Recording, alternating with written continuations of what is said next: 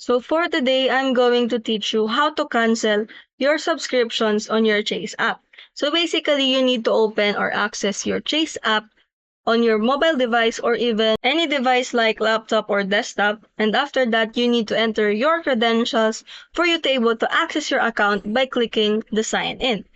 After that, you need to navigate to the select the account, and after that, you need to find the show details button and click it.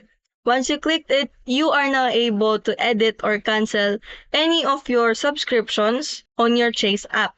Or if you don't see it, just simply click or navigate to their chat support if they have. And that's how you cancel subscriptions on your Chase application.